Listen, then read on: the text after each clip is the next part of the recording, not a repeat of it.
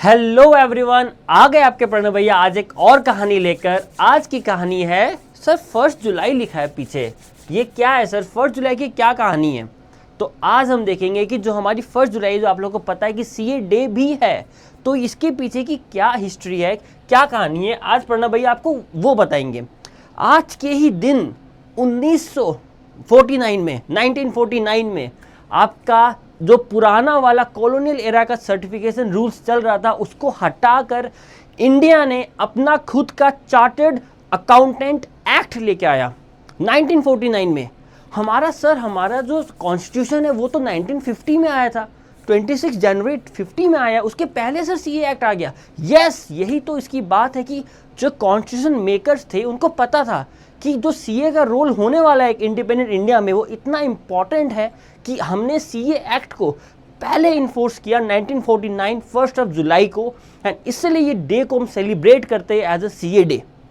तो और क्या है सर इसमें सीए डे कि में हम जो सीए का मोटो है, जो आईसीआई का हमारा मोटो है, जो आईसीआई का एम्ब्लेम है, उन सब के पीछे एक बहुत अच्छी कहानी है।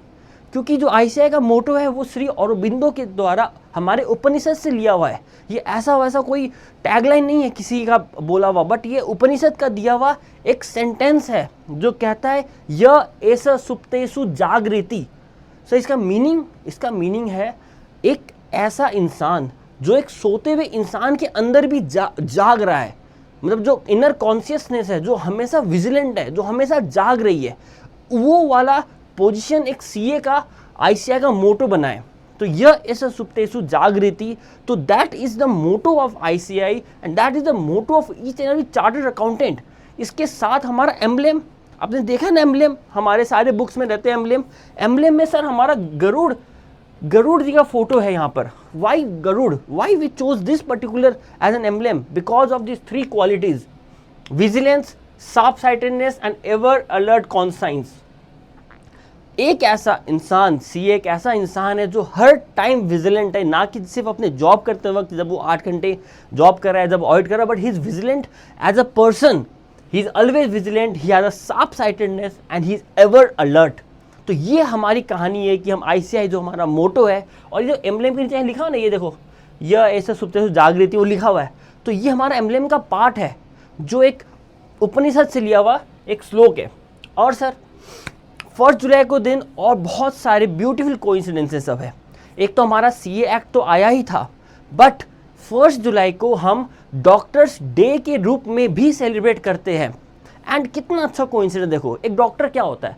एक डॉक्टर वो होता है जो एक इंसान को ठीक रखता है, इंसान की हेल्थ को देखता है, and doctor take care of a personal health, मतलब उसके हेल्थ को ठीक रखता है। एक सीए क्या होता है? एक सीए एक बिजनेस की हेल्थ को ठीक करता है। आपके प्रणव भैया अकाउंट्स में पढ़ाते हैं ना, financial statements are the blood report of a company. ये वहीं से लिया हुआ एनालॉजी है, बिकॉज 1 जुलाई को ही डॉक्टर्स डे भी सेलिब्रेट हो रहा है। So CAs are the doctors of business, right.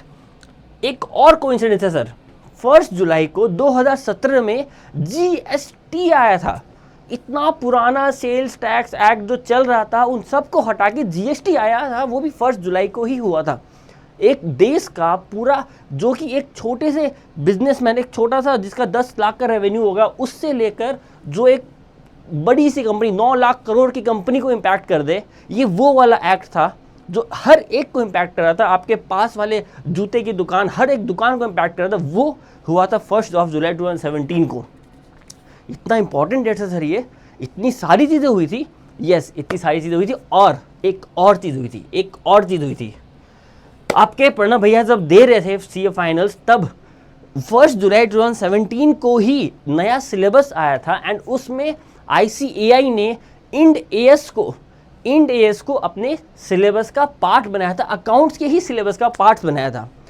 Ind AS क्या है सर? ये तो हमने सुना नहीं, हमने तो एएस सुना है, हमने तो किसी ने तो एएस भी नहीं सुना है। तो इंड एएस एक अकाउंटिंग स्टैंडर्ड है जिसमें इंडिया ने प्रूव किया, या इंडिया ने एक वर्ल्ड को मैसेज दिया कि हमारे भी अब जो फाइनेंशियल रिपोर्टिंग्स होंगे, हमारे भी जो बैलेंस शीट पीएनएल बनेंगे, वो उसी लेवल पे बनेंगे जैसे एक यूएस की कंपनी या यूरोप की कंपनी या अफ्रीका या ऑस्ट्रेलिया की, चाइना की, हर कंपनी में जैसे बनते हैं उस लेवल के हमारे फाइनेंशियल स्टेटमेंट होंगे इंडिया की कंपनी के भी।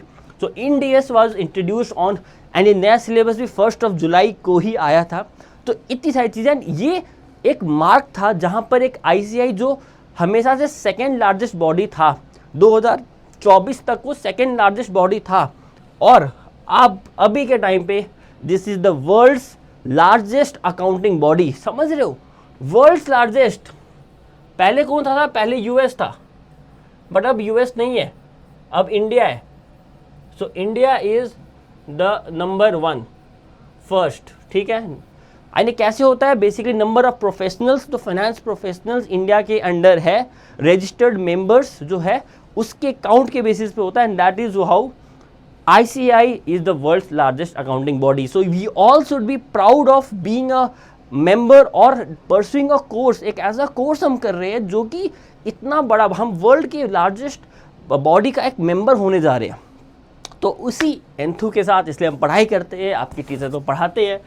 सो आप सभी को happy CA day for all the CA members as well as CA students. With this Pranav भैया साइनिंग ऑफ, एंड अगले दिन मिलते हैं एक और कहानी के साथ।